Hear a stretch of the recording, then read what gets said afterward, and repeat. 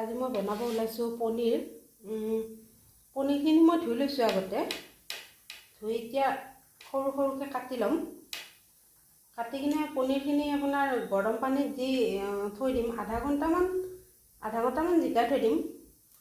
পনীৰ লৈছোঁ মই আপোনাৰ 1 পেকেট মানে 200 গ্ৰাম।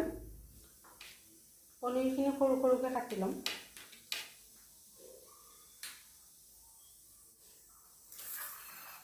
পনীৰখিনি ইয়াতে বাতিত দি দিম, দি কিনে গৰম পানী দি দিম। এই পনীৰটো বনাওঁতে মই আপোনাৰ যিটো গৰম পানী ইয়াত দিম, মই যেতিয়া পনীৰৰ আঞ্জাখন বনাম তেতিয়া সেই গৰম পানীটোৱে মই ঢালি দিম। পানীৰ পৰা পনীৰটো নুঠাওঁ আৰু এই গোটেইখিনি বাতি পানী পনীৰে একেলগে ঢালি দিম মই। তেতিয়া পনীৰৰ আঞ্জাখন বা চব্জি যিয়ে বনায় কালাৰটো দেখিব ধুনীয়া হয়, মানে ৰংটো আৰু। এতিয়া এইখিনি সৰু সৰুকৈ কাটি লওঁ, আলু, বিলাহী আৰু পিঁয়াজ।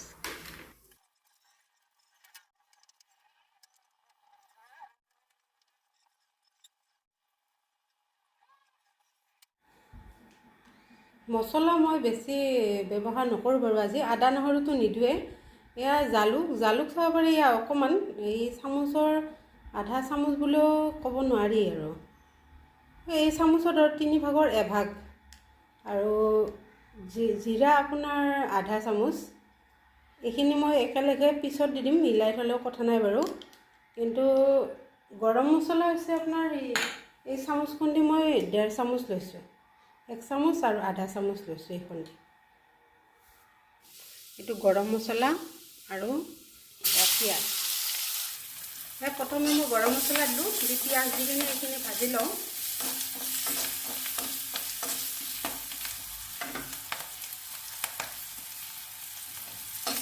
তেলটো গৰম হ'লে গৰম মছলাটো দি কিনে লগে লগে পিঁয়াজটো দিব লাগিব, নহ'লে মছলাটো আপোনাৰ হেৰি হৈ যায়, পুৰি যায়।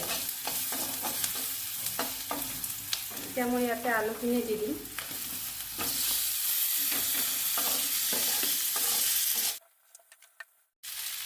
নিমখ আপোনাক যিমান লাগে যেন পায় সিমান দিব, মই আধা চামুচ দিছোঁ।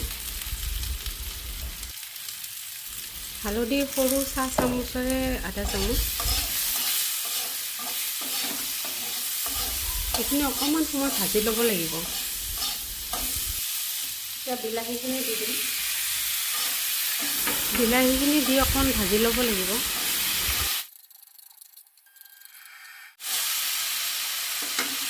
এতিয়া মই এই পনীৰখিনি যে গৰম পানীত শিকাই থৈ দিছিলোঁ, এইখিনি দি দিম ইয়াতে। আঞ্জাখনৰ ৰংটো এই পনীৰৰ কাৰণে দেখিব বেছি ভাল হ'ব। এই পনীৰখিনি যে জিকাই থৈছিলোঁ।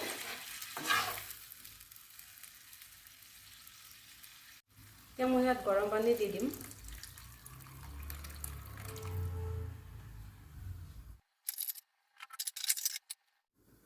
ঢাকনিখন দি অলপ উতল আহিব দিব লাগিব। সেইখিনি উতলোতে এতিয়া মই জিৰা আৰু জালুকখিনি দি দিম। দি কিনে ঢাকনিখন মাৰি সিজিব দিম। গেছটো কমাই থৈ দিম এতিয়া। ঢাকনিখন খুলি মাজে মাজে চাই থাকিব বস্তুখিনি সিজিছে নে নাই। এইখিনি হৈয়ে গ'ল এতিয়া।